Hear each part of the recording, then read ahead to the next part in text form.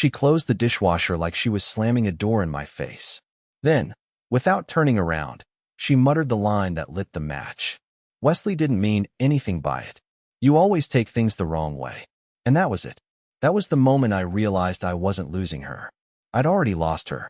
I stood there in my socks, holding an empty coffee mug, wondering how we'd gotten to a place where he got the benefit of the doubt, and I got treated like some annoying burden hanging around her kitchen. Her kitchen, not ours anymore. The shift was subtle, but it cut like glass. All I had done, was tell her that her coworker was being inappropriate. That the way he joked about her needing a strong back rub after that presentation during their team video call was out of line. That maybe, just maybe, she shouldn't laugh like that. She laughed. Hard. Like it was the funniest thing she'd heard all week. I told her it made me uncomfortable. She told me I was being insecure. Jealous. Not everything's about you, Elle. But maybe that's the thing. Nothing's been about me for a long time. I should have said nothing. Should have swallowed the lump in my throat like I've done 100 times before. But this time something inside me cracked. I didn't yell. I didn't accuse. I just said the one sentence I hadn't dared to say for months. If he respects you more than I do, maybe you should ask him to load the dishwasher next time. She froze, like I'd smacked her across the face with a memory. There was a silence thick enough to drown in. Then she laughed, short and breathless. Wow. So that's what this is. You think I'm cheating on you? I didn't answer. I just walked past her, out to the back porch, and sat on the steps with the cold October wind whipping through my hoodie. And for the first time since we got married, I didn't feel angry or sad. I just felt invisible. I don't know if she followed me. I don't know how long I sat there. All I know is that night broke something we never repaired. And what came after was worse. So much worse. She defended her coworker instead of me. And that's when I said the words that broke everything. The next morning, she acted like nothing happened. Eggs on the stove, kettle whistling, her favorite playlist humming low in the background like we were some couple in a Sunday brunch ad. I wanted to believe it was a peace offering, but it felt more like a cover-up. A smokescreen. Something to avoid the fact that I hadn't slept in our bed, that she never came out to the porch to check on me, that I was still stuck on that sentence. Wesley didn't mean anything by it. Maybe that's what bothered me the most. Not even the comment itself, but her reflex to shield him, to minimize it, to protect him instead of acknowledging me. I waited for her to bring it up, to say something, anything, but all she asked was if I remembered to take the trash out. That was her olive branch. Domestic logistics. I kept quiet most of the day, went to work, did my job, came home, the usual, but underneath the surface, I was unraveling. You see, I'm not the guy who makes noise. I'm the guy who notices. And I noticed everything that week. How she always angled her phone away when texting, how she smiled down at the screen and then quickly cleared it when I got too close, how she mentioned Wesley twice, but said it casually like he was just any other colleague. She even laughed when I asked if he was married. I'm not his biographer, Elwood, she said, rolling her eyes like I was some paranoid detective. And maybe I was. But wouldn't you be? The shift came fast. On Thursday, she told me she'd be working late. Another campaign sprint. We're behind, she said. Everyone's staying. But her tone was too flat, her bag already packed when she said it. I asked if she wanted me to bring her dinner later, just to be nice. She hesitated, then said, "Don't bother, we're getting catered." I waited until she left, then made a decision I'm not proud of. I drove to her office building and parked across the street. I sat in the car for over an hour, telling myself I was being stupid, paranoid. But just before 9 p.m., I saw her walk out, laughing, with him. It wasn't just the two of them. There were others from her team too, but they were close. Too close. He touched her lower back when she stumbled slightly in those ridiculous heels. And she didn't flinch. She smiled. I didn't get out of the car. I didn't cause a scene. I just sat there with my heart sinking like a brick in wet cement. It wasn't proof of anything, I know that. But it was enough. Enough to know that whatever she felt for me, it wasn't the kind of fire you defend anymore. It was the kind of warmth you forget existed until it's gone. Later that night, I confronted her, not screaming, not accusing, just asking, "Did you go out with your coworkers?" She didn't even blink. Yeah. We grabbed drinks downstairs after the sprint. What's the big deal? I told her I saw them. Saw him. Her shoulders stiffened. Are you following me now? She asked, like I'd crossed some imaginary boundary. I just happened to be nearby. I lied, poorly. And I saw the way he touched you. She stared at me like I was something pitiful. Elwood, you have to stop making everything into a conspiracy. He was helping me with balance. It's not illegal to be friends with someone at work. That's when I realized she wasn't even trying to lie convincingly anymore. She didn't care what I saw, because she didn't care how it made me feel. That night, I slept in my car. Not because I had to, but because I couldn't bear to breathe the same air as someone who made me feel like I was trespassing in my own life. And still, the worst was yet to come. She defended her coworker instead of me, and that's when I said the words that broke everything. I didn't plan to sleep in the car that night. I told myself I'd just sit for a bit, cool off, maybe scroll through my phone and let the heat in my chest fade. But I woke up to the early morning light bleeding through the windshield and the bitter stiffness of my neck screaming at me. It was 6:13 a.m. The world was still quiet. My house, our house, sat across the street, dark, peaceful, and completely unaware that something inside me had quietly ruptured overnight. I thought she might call, ask where I was, check if I was okay. She didn't. Not a single text. It was like I'd vanished and she hadn't noticed. Or worse, she had, and she just didn't care. I walked in through the side door around 7. The cats meowed like they missed me. She didn't. She was already in the shower, singing some half-tune to herself. I stood in the hallway like a ghost, listening to her hum as if we hadn't come apart 12 hours earlier. She came out wrapped in a towel, startled to see me. You scared me, she said flatly, like I was a stranger who forgot to knock. I didn't say anything. Just grabbed a hoodie, mumbled something about coffee, and left. At work, I couldn't focus. Emails blurred together. I clicked the same spreadsheet 5 times and couldn't remember why. My team lead, Jeff, asked if I was all right, and I gave him the classic guy answer, just tired. But I wasn't tired. I was unraveling. I kept replaying it all, the way he touched her back, the way she smiled, the way she dismissed my concern like I was an insecure teenager. And that word, conspiracy, still echoed in my ears like a slap I didn't see coming. By the time I got home that evening, I had rehearsed my speech a dozen times. I wasn't going to accuse her of anything. I'd already learned how that ends. I just wanted to talk. I wanted to be heard. But as soon as I opened the door, I realized I was too late. She was dressed up. Again. Not date night dressed, not gala dressed, but just enough to trigger that ugly little knot in my stomach. I asked where she was going. She blinked, like I'd caught her in a net. It's just dinner with the team, she said, adjusting her earring. It's not a big deal. I asked if you would be there. Her answer was so fast it felt rehearsed. Of course. Why wouldn't he be? He's on the team. That's when something in me snapped, not explosively, not dramatically. Just a quiet implosion. Like a house settling before it collapses. I said, you defend him faster than you defend me. She paused. Eyeliner wand in hand, tilted slightly toward the mirror. What?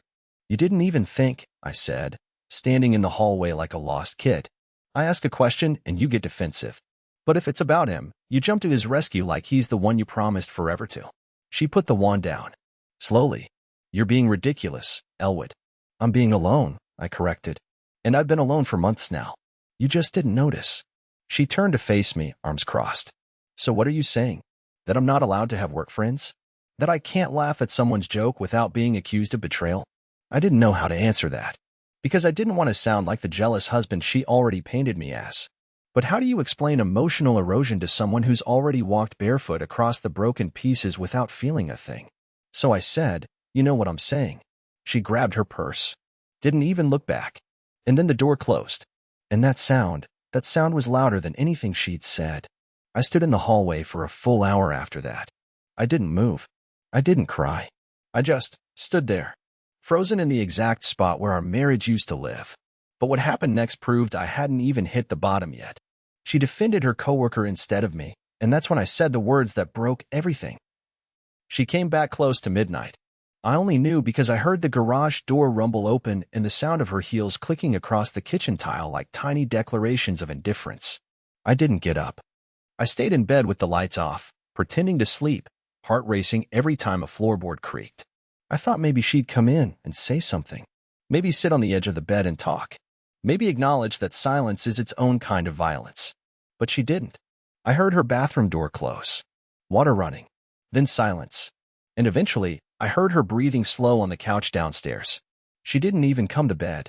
Whether it was guilt, avoidance, or comfort, I didn't know, but I knew what it felt like. Final.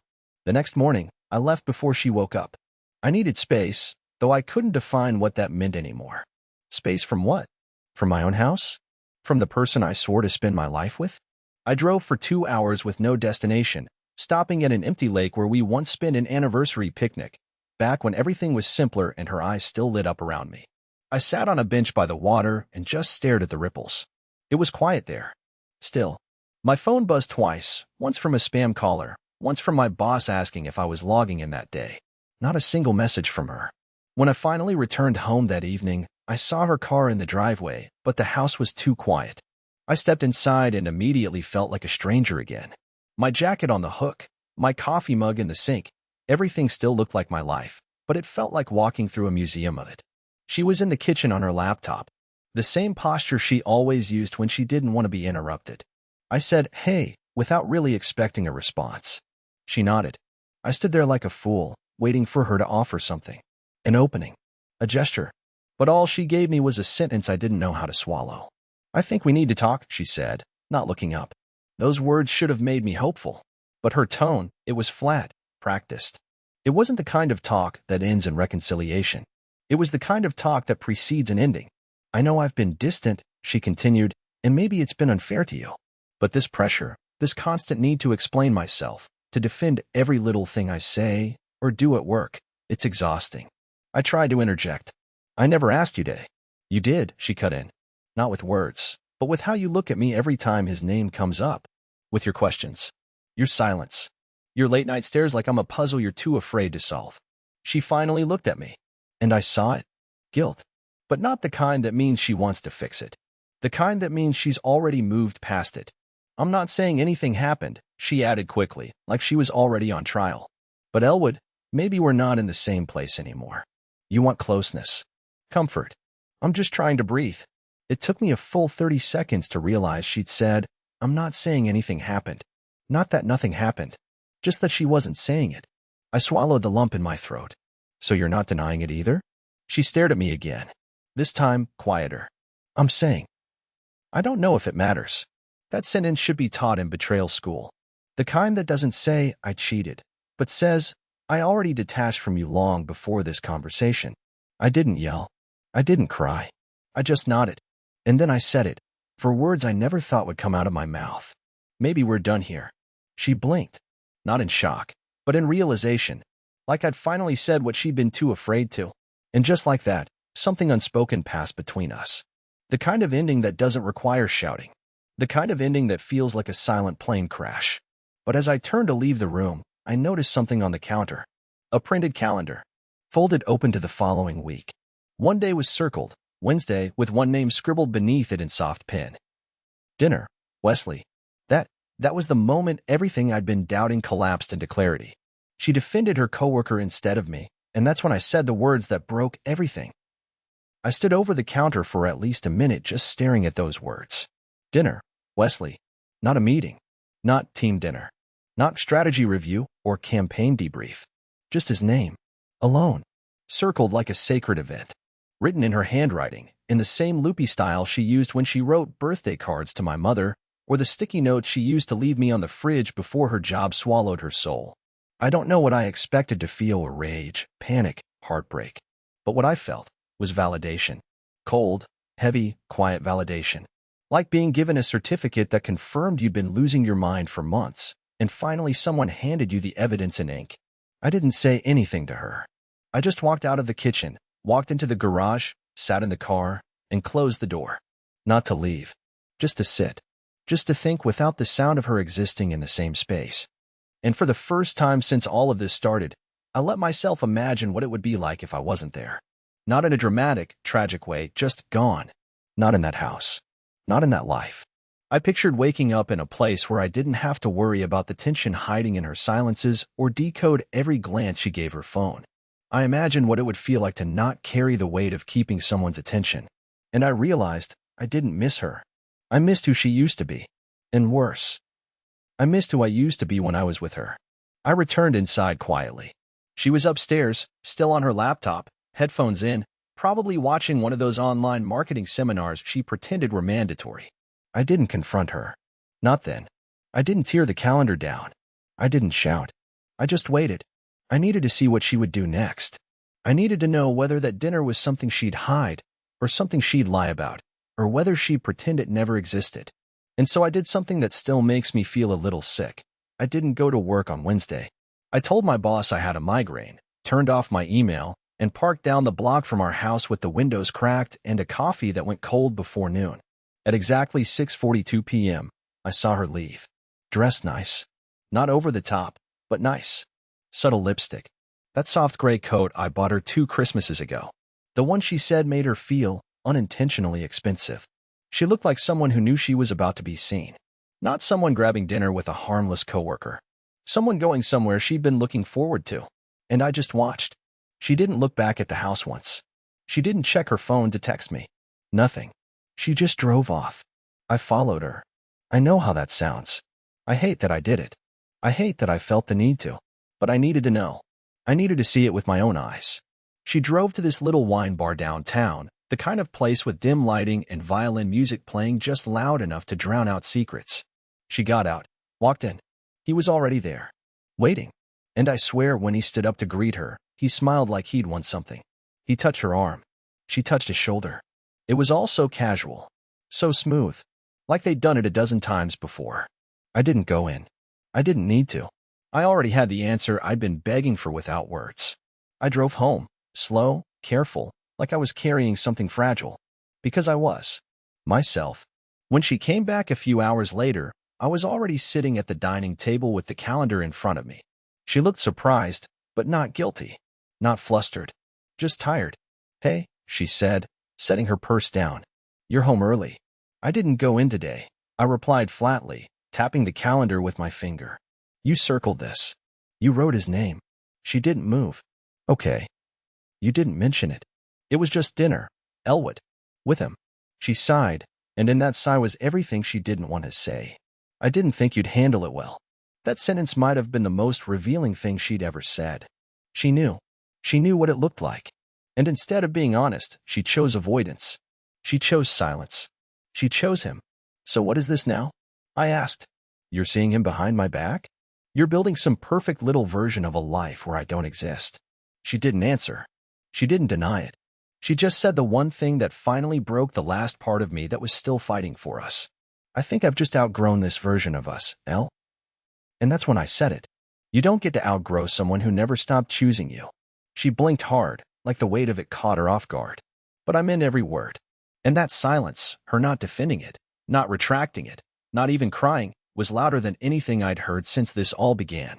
She defended her coworker instead of me, and that's when I said the words that broke everything. She didn't respond. Not to the words, not to the emotion, not to the moment. She just stood there, motionless, as if she were waiting for something scripted to tell her what came next. But no script came. No apologies. No panic. No reaching across the table for my hand like she used to do during arguments when we still mattered to each other. Her silence wasn't uncertainty, it was indifference dressed in politeness. And that's when it hit me harder than anything she had said so far. She hadn't just outgrown us.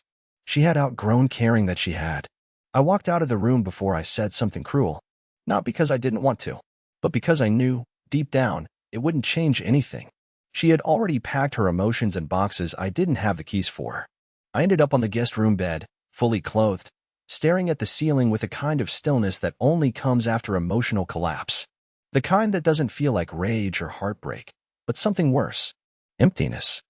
That terrifying kind of numb that makes you wonder if you'll ever be able to feel anything honestly again. The next few days blurred. We still lived in the same house, but we didn't talk beyond shallow necessities. She moved with deliberate calm, like she'd been planning this exit in her head for a while and was just waiting for me to give her the opening. I stopped trying. No more texts. No more conversations about where we go from here. What was the point? She wasn't meeting me halfway. She wasn't meeting me at all. Then Sunday came, and that's when everything changed. I was sitting on the back patio drinking a lukewarm coffee, hoping the overcast sky would match how I felt inside, when her phone buzzed on the outdoor table. She had stepped inside to grab something, and for a brief moment, I caught the screen light up. It wasn't the content that broke me. It was the name. Wesley Home. Not Wesley, work, or Wesley Smith, or Wes. No parentheses, no professionalism, no distance. Just Wesley and home. A name you assign when someone isn't just close, they're personal, intimate, trusted. That small word in parentheses was a bigger confession than anything she'd said to my face. She returned just seconds later, saw me looking at the phone, froze. Her eyes darted from me to the screen and then back to me. She didn't grab it. She didn't even try to explain. She started, her voice quiet but tense. I'm not going to ask, I said. Because you already answered. She sat across from me but kept her hands in her lap. I watched her struggle, not with guilt, but with how much truth she was ready to unload now that the floodgate had cracked open. I didn't say a word. I let her carry it. And after a long pause, she exhaled and admitted the one thing I knew had been lingering between us since the beginning of this whole unraveling. It started with emotional stuff, she said. Nothing physical.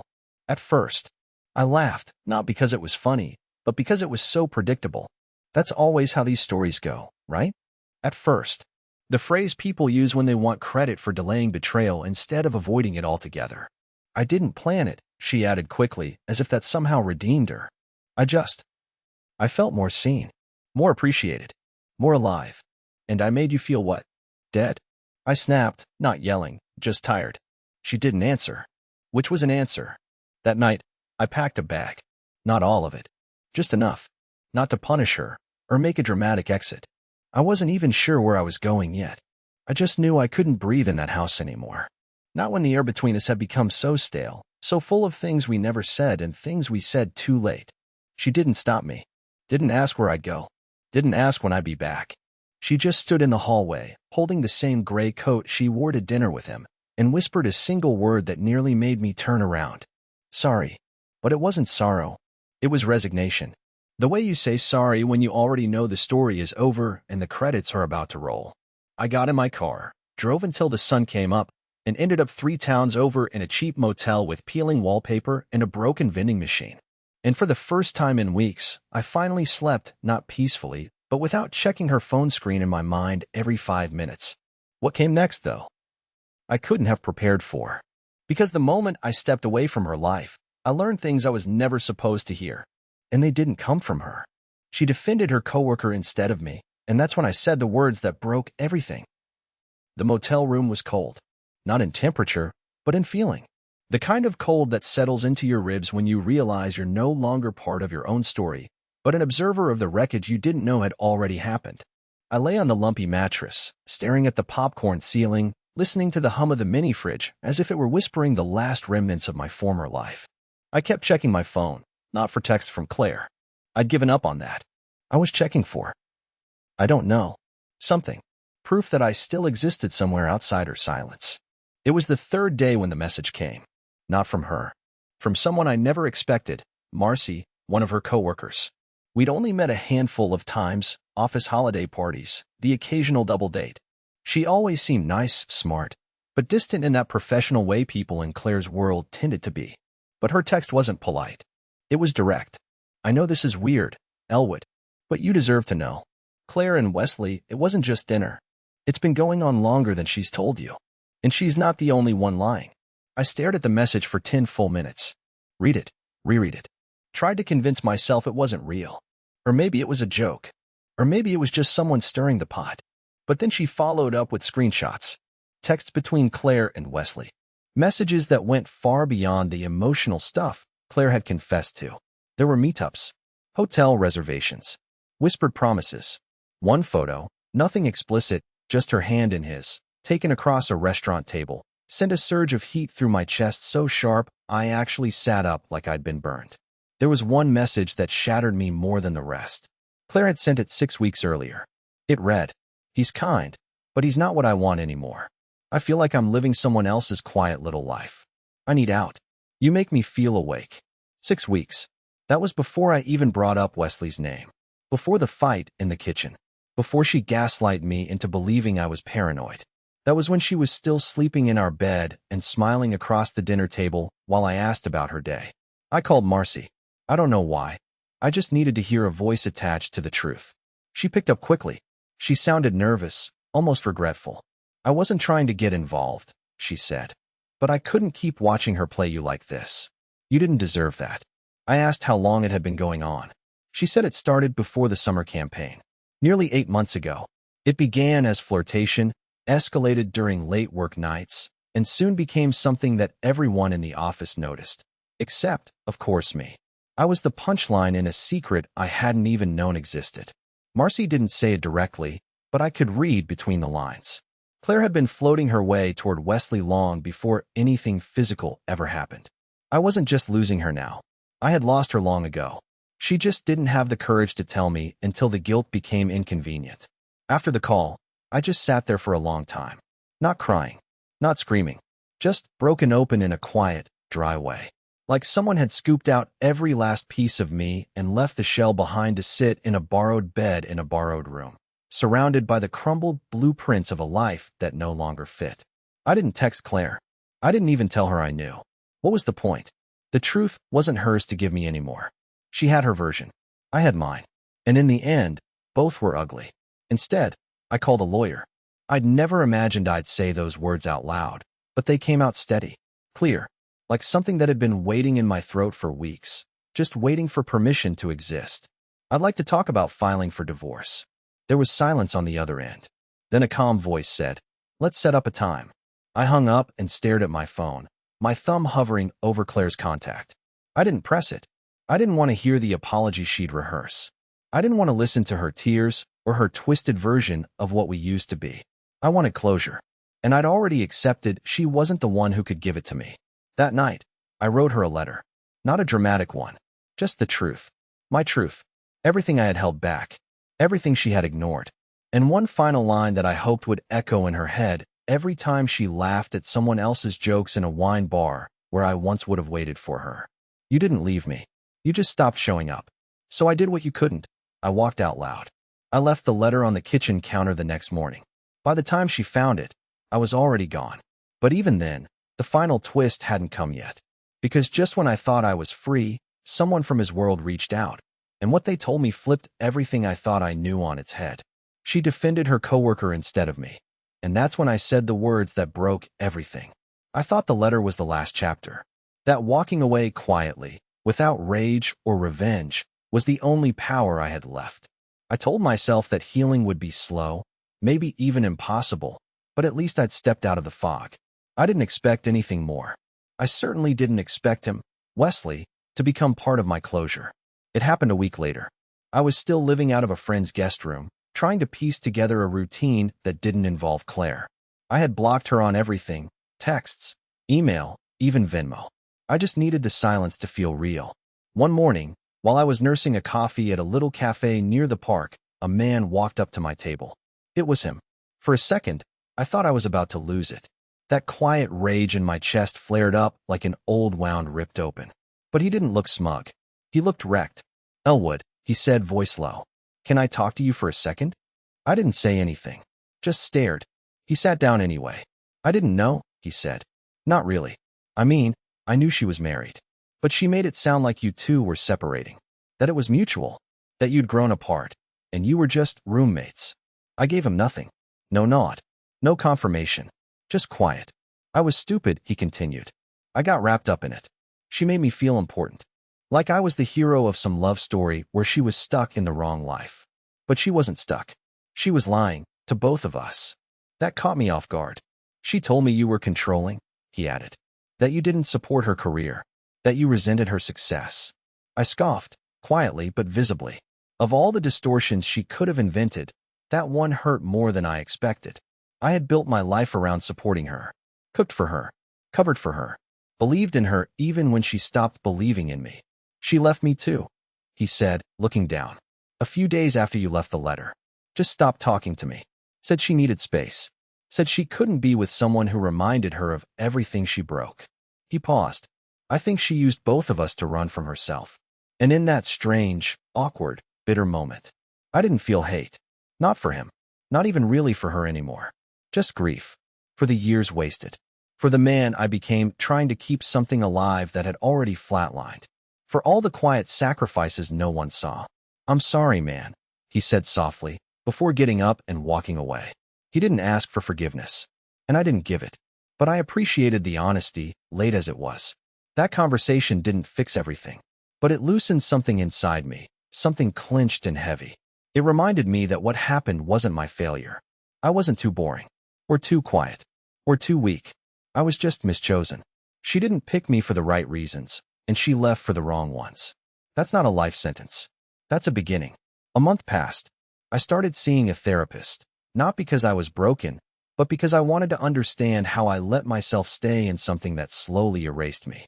I joined a community hiking group, something I'd always been curious about but never tried because Claire wasn't outdoorsy. I got coffee with old college friends I'd neglected for years. I even started playing guitar again, badly, but with joy.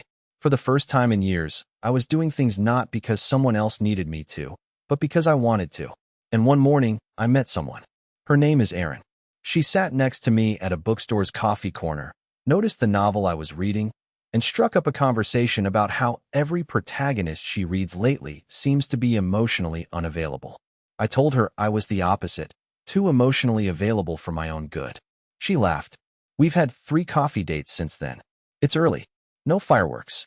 No grand declarations. Just peace. And real conversation. And that's enough for me right now. So yeah, she defended her coworker instead of me. She emotionally left long before she physically did. But in doing so, she unknowingly gave me back the life I forgot I deserved. A life where I'm not the background character. A life where I get to show up for myself first. It didn't end how I hoped. But maybe, just maybe, it ended how it needed to.